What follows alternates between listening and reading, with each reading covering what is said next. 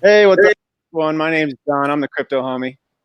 Hi, I'm Jillian, the Bitcoin babe. I'm Jessica. I'm with Crypto Consciousness. We are the blockchain millennials, and we have our first guest today on the show, Jeff, Litecoin, aka Litecoin Leader. How's it going, man? Good, John. Happy to be here. Thanks for coming on. And yeah, we're just going to talk about some good stuff today. We want to get into some crypto-backed loans because I've heard that stuff talked about, kind of glossed over on other shows, but I really wanted to dive in deep to it today and you know, let the people watching kind of really know what it is. But yeah, I guess we can start with how we all met at the Bitcoin Bend Texas events. Yeah. In April, right? It was the first time we all met. Yep. Yeah. So, and then I met Jeff kind of online because he attended the first January event online. And I was in person. And Jeff, you were just so great, always helping everyone. I'm like, who is this guy? Who's Litecoin Leader?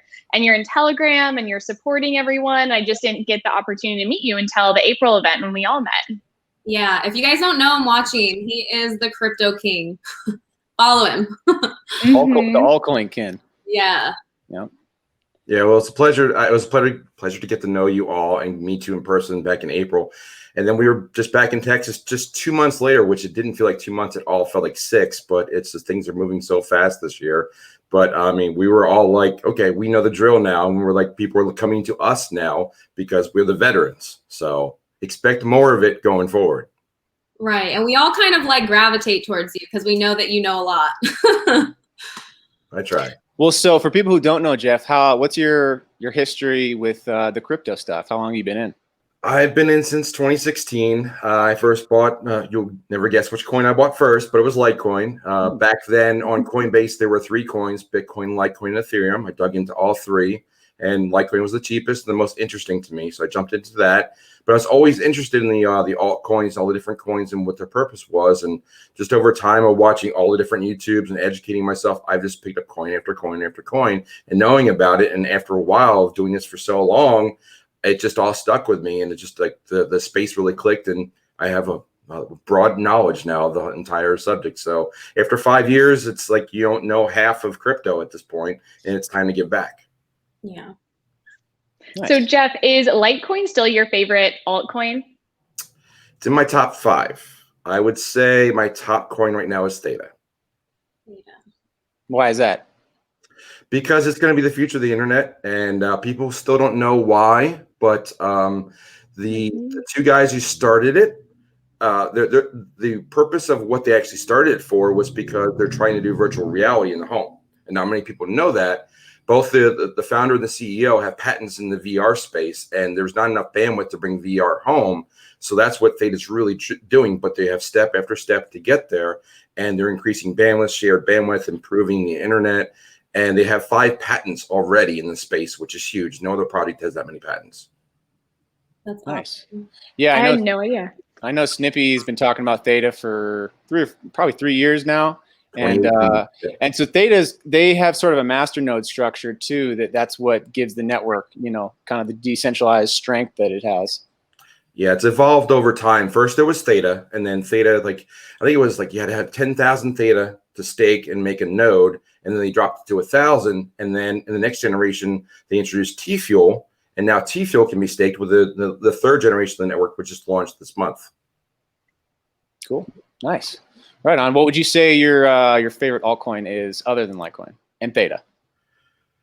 I still like Zilliqa a lot. I think that's up there. I like the staking, the reward you get for that. But you know, that's why I invented altcoinopoly. There's so many good choices out there. I like the fact that you have a coin. When you have a coin that's a platform with other coins can build upon it, which both Theta and Zil are. That gives you exposure to multiple coins for the price of one. Nice. So Jeff, can you explain a little bit what altcoinopoly is and what you're doing with YouTube and your videos? Sure. Altcoinopoly, it came to me in a dream of all things, but I was talking to people like I need to explain. I have so much knowledge of all these cryptos and these coins. I thought, what would be a fun way to explain and like sort of have a game like experience. And I was trying to create my site and have a game that was tailored to both free content and also subscriber content. And I was talking with some friends, and they said I was telling them how I was trying to collect all the coins myself before I started the videos. And I said, I didn't have Polkadot yet. And they were like, well, and one of them said, well, that's like not having Boardwalk. Well, that same night, I woke up in the middle of the night. I'm like, that's a great idea, because there's 40 spaces on the board, roughly 35 or you can land on. And I'm like, that's about how many coins you could build a portfolio out of.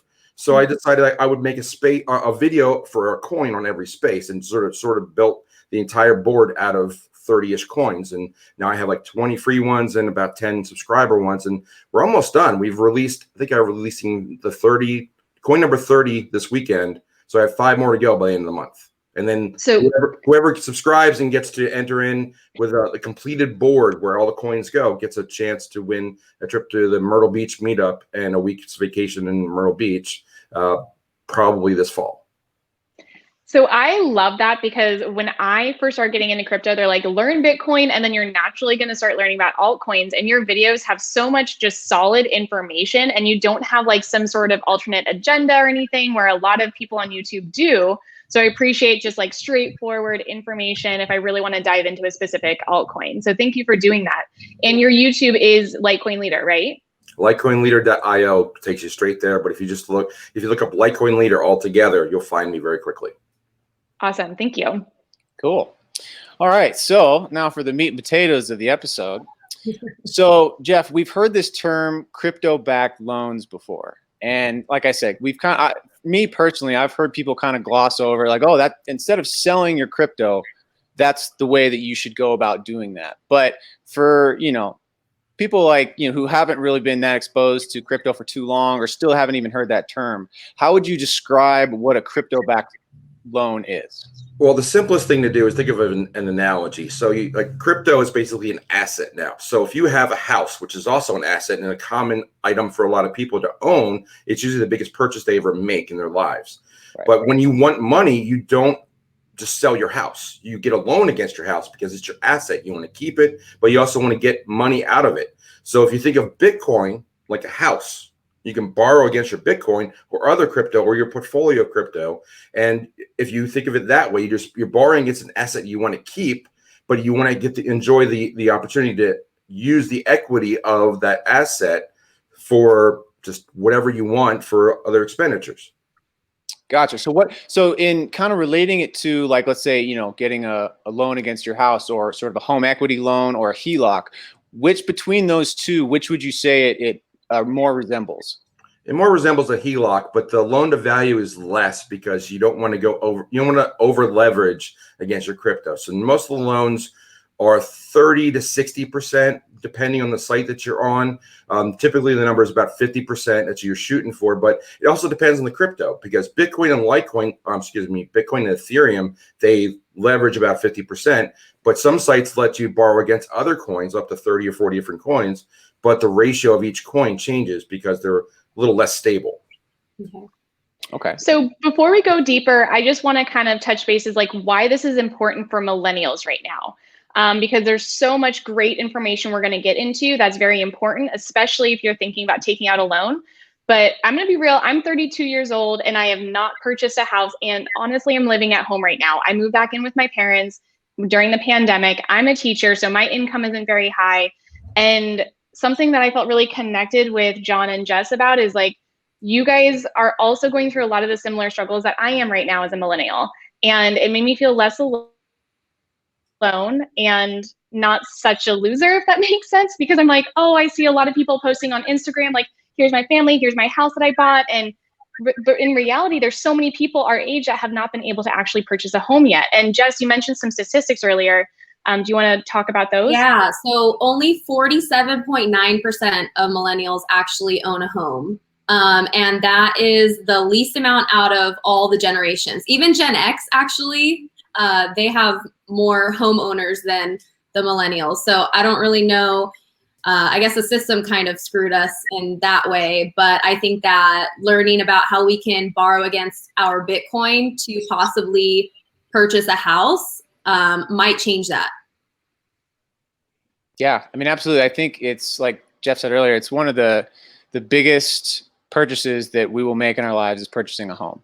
And the cool thing about when I first started to wrap my head around the crypto-backed loan is that unlike when you go and get, a loan from a bank so that you can purchase a house, whereas the bank owns the deed. So until you pay off that mortgage for 25, 30 years, whatever it ends up being, the bank at the end of the day has ownership or title of that house. Whereas when you do it with a crypto-backed loan, it's different because now you already have the assets and you're getting the loan against your assets. When you go to purchase a house, you own the deed to that house outright. So it really cuts out the middleman of the banks. And we all know remember what happened in 2008 when, you know, the bubble popped, and who knows where we're at again in that cycle. But it's a scary thing, especially for our generation and for everybody at this point. I think that, you know, I mean, I'm waiting on another bubble to burst. So it's hard to know when to make the right move. But Jeff, what do you think versus getting a loan from a bank or going with crypto? What do you think the better move is? Well, I'll answer that in a moment, but I want to touch on some of the things you guys talked about first. First off, don't feel bad. I don't own a house yet either, or I used to. I used to be in real estate, used to own several houses, but the market is just overheated right now for real estate. It's not the right time to get into. You have to time things. And the banks are really tightening lending. They've shut off a lot of HELOCs. They've shut off a lot of credit lines. There's worry right now. So right now is the time to build your crypto portfolio, build your assets, silver, gold, precious metals, things that are going to hold value, and let that accumulate, because the bubble is going to burst, much like it popped in 2008. That's what I'm doing, and I think that's what you guys should be doing, and all millennials should be doing right now. So I wouldn't worry. There's going to be time, and there's going to be a lot of deals. So you want to be able to be liquid, which is why we want to talk about how do you borrow against the crypto. So I think you want to, I explored several different sites and different avenues because I have a lot of clients that are asking me, how do you do this? Michael Saylor talks about you're never going to sell your Bitcoin. I talked to Divi Daddy, who we all know, and he's like, the miners are not selling anymore. So with these new vehicles, with DeFi starting last year or a year before and advancing, now we actually have these tools and mechanisms to actually borrow against not just Bitcoin, but all of our assets that are reasonably solid. There's no reason to sell your crypto assets. And this is what's scaring the banks as well. So you can actually borrow against half your crypto, keep your crypto, never have to sell it, allow that to keep growing over time, and then just borrow, and you can even live off that money or buy whatever you need. And then as crypto goes up, you refinance and do it all over again. Yeah.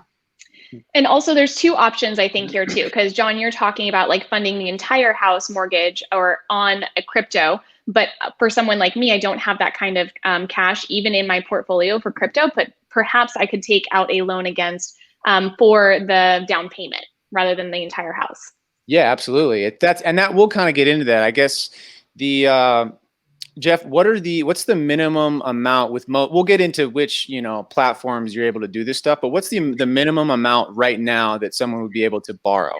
It's very different. There are some sites that are only 1,000. I think BlockFi is 5,000, but some are only $50. So it's really, I would recommend that you would just find one that you like and do it just to experience it. Just kind of like when you buy a crypto or you move an asset, you want to get the experience of doing it. That's why I'm doing it so much. And I have clients that are asking, how do you do it? I have one client that I'm working with that's trying to buy property, and she needs to borrow against her Bitcoin. So we're working with her to establish how do we do that. And it's a new world. It's a new era, but there are so many different companies out there that are doing this, from anywhere from 5,000 up to millions of dollars against your Bitcoin and Ethereum, your entire portfolio. Some sites have 30 or 40 coins you can borrow against. So that's what you need to explore now and not sell your assets. Yeah, wasn't it Brock Pierce a few years ago that first was kind of, he put Nexo on the map a little bit, and he borrowed I think it was like 1.2 million and bought a house somewhere. But yeah, I mean, to be able to get that kind of liquidity, and obviously, to your point, Jillian, you do need a substantial amount of crypto to initially start doing this. And so, Jeff, you kind of touched on the loan to value ratio. So can you explain that a little bit more? Yeah, there's a lot of things to consider with these loans. And one of the main ones that I start off is loan to value. So that's what they talk about. So that is how much you borrowing compared to how much your assets are worth. So if you have, let's say you have 10 Bitcoin, which is a lot. It's about $330,000 today. If you borrow a third of that, it's roughly 100 grand. So that'd be a loan to value of about 33%. If you borrowed half or 50%, you'd be borrowing 165,000. And then you can go up higher. But the things that you have to watch out is that there are issues if you let's say you borrow and then the price goes down further of your assets, there could be what they call a margin call. That's kind of like if you've ever traded stocks or you've used leverage and you're actually borrowing money to buy the stocks. If the value of your assets you're borrowing against goes down, they may do what's called a margin call. So that's an important term to find. The sites kind of hide that. You have to really dig for it. But Nexo has one of the best. It's over 80%, whereas Celsius is more like 65. So, but what they do is they will warn you. They will never sell all your assets. They will sell you enough to cover and bring it back to your original ratio. But you can lose coins that way if you don't keep up with your payments or don't watch your ratio. So you don't want to over borrow if at all possible. But if you're borrowing at 33%, you have a lot of cushion if your margin call is double or even higher than that. But that the loan to value you end up choosing also determines the interest rate that you pay, right? I don't care about the rate. I'm worried about the liquidity and how much I can use because, let's say I'm not even buying a house or a car. I could borrow, let's say I had $50,000 of Bitcoin and I want to borrow 15 grand, 10 grand. Okay, I can borrow that 10 grand and I can do a DeFi move where I can borrow the 10 grand and buy more Bitcoin because I think it's on sale. And then when everything moves up, if Bitcoin moves from my value goes from 50 grand to 100 grand, I can borrow again, pay off the original loan and reset the whole thing and just keep doing that. So it almost seems like the best time to borrow is sort of at the beginning of a bull market or at sort of a low, because then it opens up the higher end of you can borrow again, and then you're also not at risk to get liquidated. Yes and no, because there's the opportunity for if you're at a peak, it can come down to a valley, and that's why I wouldn't recommend borrowing 50% when you think you're at a peak. But if you're at a low, if you're like 30,000 and borrow a lower percentage, you're not as likely to get a margin call. So I don't think you can lose either way. You just have to watch your assets and check your loan to value from time to time. But you just want to be as liquid as possible. It's like I used to say when we had real estate, you can't rip a door off and go buy groceries. You want to be liquid and have cash on hand for when these buying opportunities present themselves, which I expect them to really show up in the next year or two in the real estate market. So for the loan to value, just so I understand, because a lot of this was a little bit over my head, to be honest, but from what I understand is if I want to take out a loan for like $1,000, I have to have at least $2,000 as collateral for that loan. Right. It's just a simple fraction. Like if I have $2,000 only in crypto, the maximum I can do is $1,000 loan, right? Yes, for most sites, 50% is the max. And you're saying you shouldn't do up to $1,000 because if the value of your crypto goes down, then you'd be responsible for putting more collateral in, right? That's the basic interpretation. But if you dig further in, like for Celsius, your margin call is 65%. So if you borrowed $1,000, the ratio of that $2,000 you had puts you at 1,000 to 2,000. That's 1 to 2. That's 50%.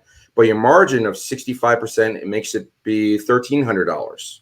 But on Nexo, it's 83% before they do a margin call. So you can actually, that $2,000, you've got cushion all the way up to like $1,600, $1,700. So if you borrow 1,000, you still have a lot of cushion before that email comes and say, hey, you need to do something to balance this out again. So that's why for me, I'm chasing the highest margin call number. And rather, I don't care what the rate is. And I don't even care what the terms are. As long as I have a year, Nexo does only a year versus Celsius can do up to 3, but Nexo does an automatic rollover year over year. So I would rather do a year with Nexo to have that high cushion in the margin call and just keep looking and say, okay, am I at a peak or a valley? If I'm at a peak, I think I'm at a peak. I'm going to borrow more, and that way I have more liquidity. Maybe I won't borrow as much on the loan to value, but I keep trying to get more cushion. And when the price is down, I'll still borrow because I want to buy more Bitcoin to ride the next wave up. Okay, and so so say we have viewers right now watching this show and they're not into crypto yet. They're still on the fence because they're watching the price go up and down. Oh, we saw it at 60,000, now it's at 33. Like, how is that safe? What would you say to those people?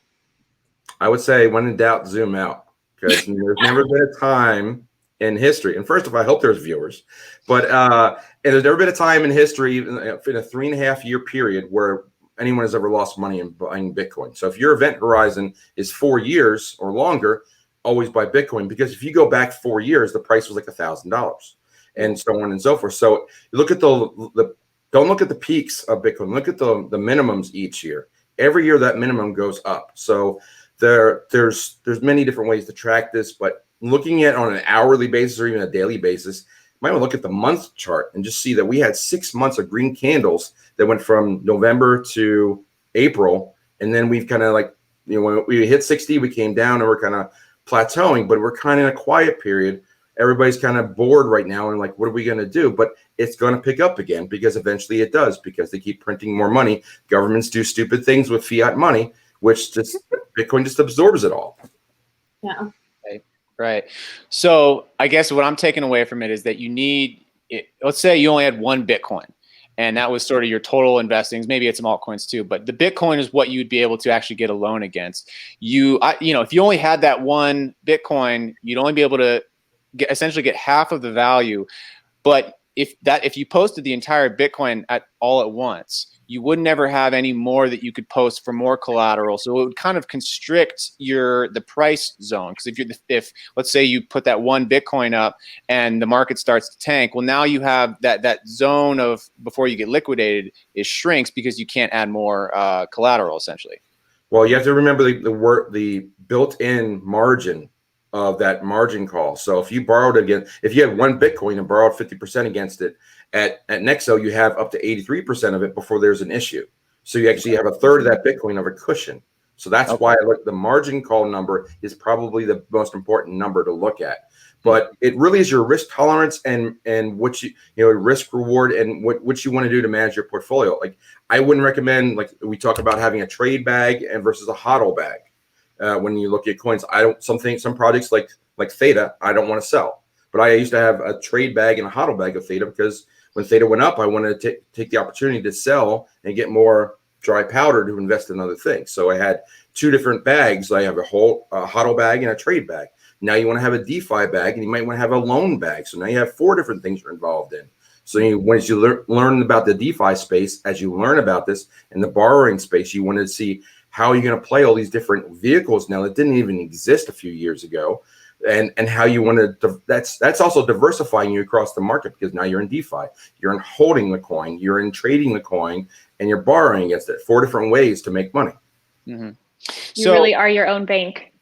Yeah, absolutely. And so when it comes to, so sometimes you said one platform has a shorter loan of a year, some platforms have up to 3 years. So that's a long time to have your asset, your crypto, locked up in a loan. And so that's what my next question I have is, where does custody come into play? So are you able to, through smart contracts,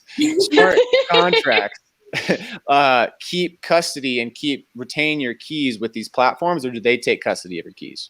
It really depends on the platform. Like Abra, I think you keep the keys. I think other ones you don't. So Celsius and Nexo, the two I really look at the hardest, because they use third-party multi-sig wallets, which is just a fancy way of saying, like, think of you ever seen the movies where they have the launch code and they have 2 guys with keys? Mm-hmm. So they're physically separated apart. You say one guy can't launch the missiles by himself. One guy can't, or one lady can't open the wallet by herself. So that's what you want to have your multi-sig use. There's no one point of failure. So by having these custodians, what you're looking for are things like insurance and also multi-signature wallets, so that one person can't wreck your finances, and also that there's some level of insurance so that if they mess anything up, they're covered and you're covered, so that your assets aren't at risk. But you have to watch. So a company like a BlockFi, they offer an interest rate for, if you give the Bitcoin and the Ethereum, they'll pay you back for that money. But that's when they invest your coins. They actually hold the keys there. But if you're using them as a custodian, which is just, I'm going to keep this and I'm going to be your insurer and I'll take all the risk away from you. And there's like a nominal fee, like you had a mutual fund, like a 1%, 2%, 3%. But they keep it safe for you. You're not earning interest, but now your money is safe. So again, another way to diversify. You can have some on the custodian, have some in an investment vehicle. Cool. So how do you end up going back and paying back the loan? So I think some platforms it's like a third party company that you have to pay back through, and you can use your credit card. But then other platforms, I think Nexo, you can actually pay back in crypto, correct? Yeah, what they do is you have, I think Nexo, you have two wallets. You have a savings account and a borrowing account. And the savings account is where they pay on a daily basis. They pay the interest. And if they don't, if you're not paying the interest, then they'll start to look at your margin call. But let's just say you had, let's go back to the example of 1,000, 2,000. You had 2,000 of Bitcoin, 1,000 you borrowed. What I would do is I would borrow the 1,000, but I put 200 of it or 100 of it in the savings account, let that be making the payments, while the other $900 I would go and buy more Bitcoin or do something else with it. That way I'd always have some liquidity there to cover all the interest payments that are happening, so I don't have to worry about it. So I wouldn't have to worry and sweat it every week or every day. Just leave a little bit there. And then again, if you buy Bitcoin with it, you have it now. So if you took that $1,000, put $200 to pay the interest, then you have $800 and you can go buy Bitcoin. Now you have $800 of Bitcoin in reserve because you think the price is going to go up. And then when you want, you just have more crypto to deposit later on to increase your loan to value ratio and have more to borrow against. Mm-hmm. So, John, you had just said something about paying it back with a credit card. Can it be a credit card or like debit? Because all I'm thinking right now is, I mean, you could just run up a credit card to pay it back and just let that default, because I mean, eventually our credit scores aren't going to matter, right? With Bitcoin, we're not going to have to be going to a bank asking for a loan. Like, look at my credit score. Like, can I have this money, please? You know, you're just going to be taking your own stuff, you know, getting a loan against your Bitcoin, getting the house. So credit scores won't even matter at that point. So do you mean a real credit card to pay that? Or did you just mean like a debit card connected to a bank account could pay it back? I'm not sure. What do you know, Jeff? Well, I think there's some sites like Celsius where they offer discounts if you pay in their, Nexo does this too, but if you pay in their native coin, you get a discount. Like CEL coin for Celsius, you get a discount. So you can take some of that money, buy CEL coin, put that in your savings wallet, and pay lower interest. So that's another way to do it. But as far as what you can do, like there's lots of different ways to play this game, but we're all learning the game, learning the rules of it, and learning how to engage. But you're becoming, as Jillian said, you're becoming your own bank. But so that's intimidating for a lot of people because there's a lot of responsibility for it. That's why you may want a custodian, because there's a lot of people with a lot of assets that like, I don't know if I feel comfortable with this whole wallet key thing and these ledgers, which I don't like, and I agree with that. How do you manage this? But for 1%, 2%, 3%, I get the headache off of my plate and let someone else manage it, and I can sleep better at night. So those are all different things that people have to evaluate on a personal level, how they want to manage their own finances. I guess my question was just like, how do you pay it back? Are you taking fiat to pay it back? Or I know you said that you can use like their native coin to get a discount, but do they accept other payments like a credit card or like a just bank account? It's got to be a form of crypto. So it could be a stable coin or another coin. But for example, the example that they have on Nexo, if you borrow $1,000, the interest is it's like $4.50 a day. So they would take $4.50 a day out of your savings account to pay off that interest. Okay. So you have to keep that liquidity there. And if it's not there, you might start getting an email and say, hey, your loan to value is increasing. And then your margin call may click in again. Okay, so like essentially you could take, I know that there's some sites that'll take credit cards to purchase crypto. So you would be purchasing that crypto. So then you could still technically use a credit card to pay it off through buying that crypto and then paying it that way. That goes back. Yes, you can, but it goes back to your risk tolerance and how you want to manage your own liquidity. I mean, for me, if you're getting a risk, it depends on what rate you're paying on your credit card, but that's the game you're playing. Also, credit cards are often a security vehicle for people. There's been many studies that says people don't have $400, $500 in case of emergency, but a credit card is a nice vehicle to have to cover that up. So it's a matter of how much risk you can tolerate and want to engage in. But I think we all agree that crypto long term is the right play. Yeah. Well, yeah, it's interesting because it's almost like, so I think in BlockFi you can, I could be wrong, but I think you can pay just with either a debit card and maybe not a credit card, but I imagine they accept USD to pay back the loan. They just tack on the interest. But you can also do it with stable coins, and that's what's really interesting to me is that, so let's say I wanted to use my divi rewards from my master node. I could swap those into a stable coin.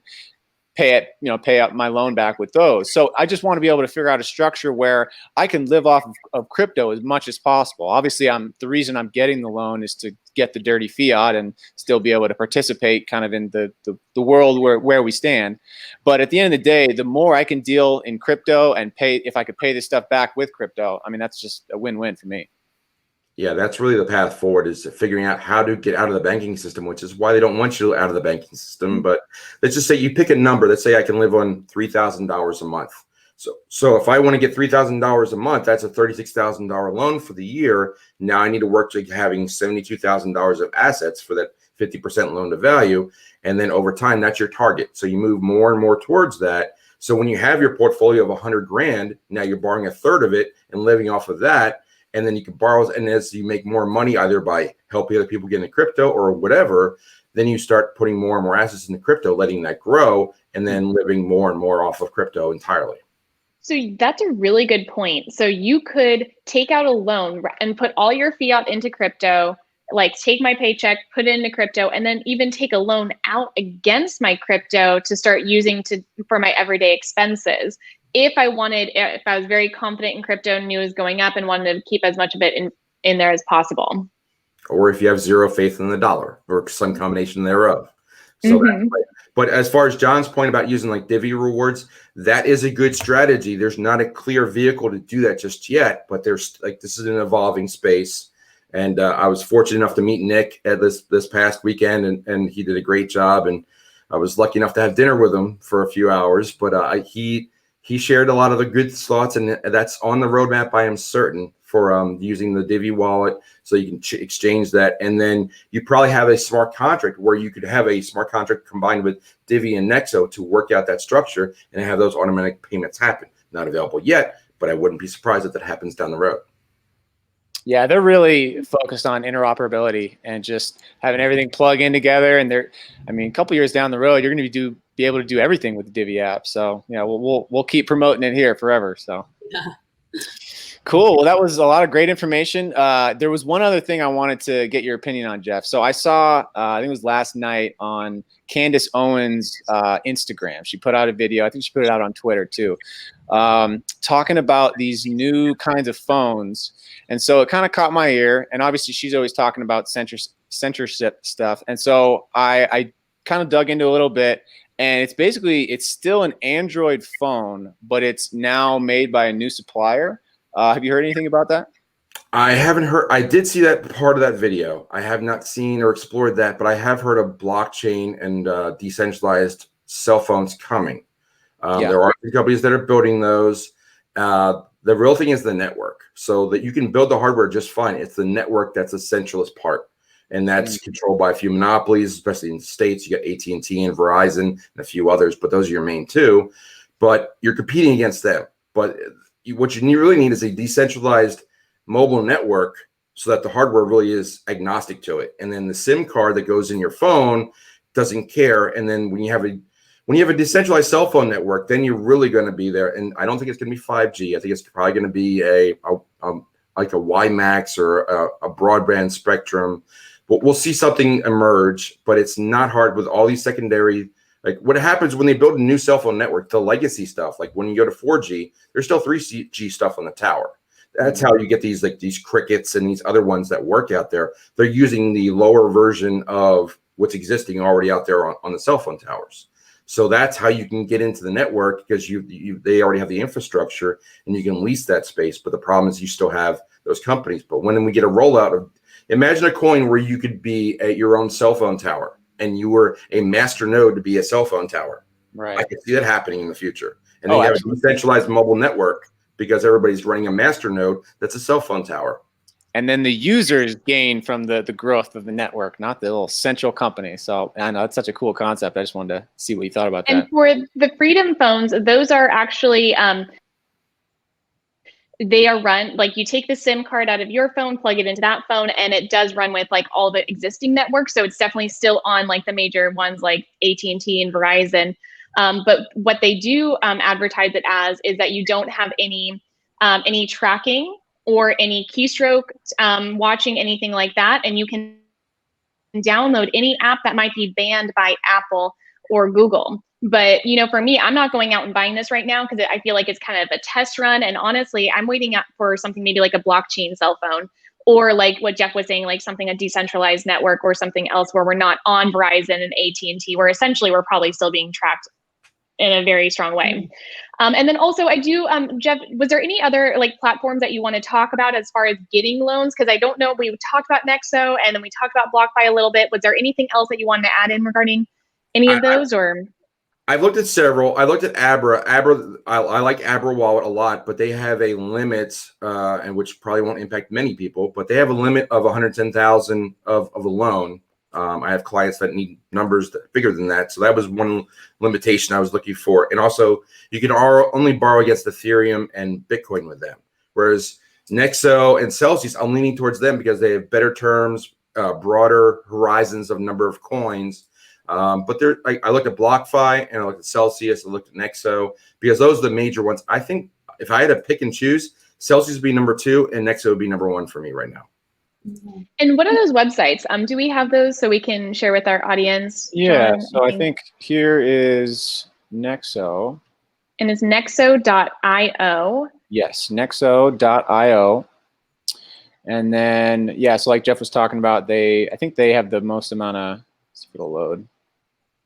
And honestly, I was kind of intimidated by this whole concept. And then I started doing some research. I'm like, oh, I can literally just sign up here and start right away. It was a lot more simple than I thought it was. And so I encourage you, if you are looking to purchase a home or take out a loan on your crypto, just go ahead and go to this website and check it out.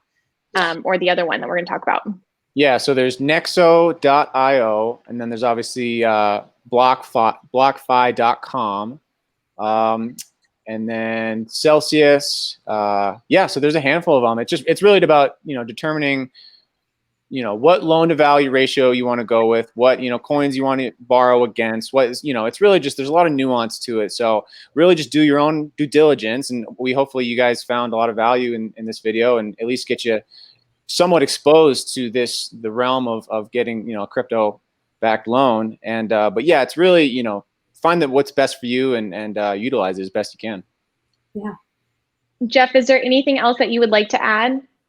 No, I think we covered the gamut. Like I said, I think we're all available if people want to learn more. You can contact the Millennials, or you can contact me at litecoinleader.com to find out more, because we're constantly doing research, exploring the space. There's always something new to learn, get educated. But this is kind of like when you first learn DeFi, you're like, this looks hard. Or you learn about Simple Swap. But I mean, when you learn it, like, oh, you learn by doing it. So borrow a couple $100 and do it and say, like, that wasn't so bad. I'll do it again. So that's how you start and get educated. So pick a number that you're comfortable with, put a couple $100 in there, borrow 100 back, just get used to the platform and how it works. Yeah. Yeah. And I will give a description of the different websites that we spoke about in the description below. And I will also give a link for Jeff's website and then all of our Calendly links in case you want to schedule with any of us. Jeff has a wealth of knowledge as well if you would like to schedule with him.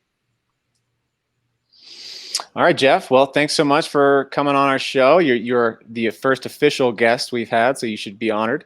And I am. Yeah. Congratulations on having a great show so far. Well, we appreciate it. And again, everyone watching, we appreciate your support. Go ahead and give us a like and a subscribe. We'd really appreciate it. And Jeff, hopefully we can have you back on the show at some point. Anytime. Pleasure to be here. Thank All right, you. guys. Everybody take it easy.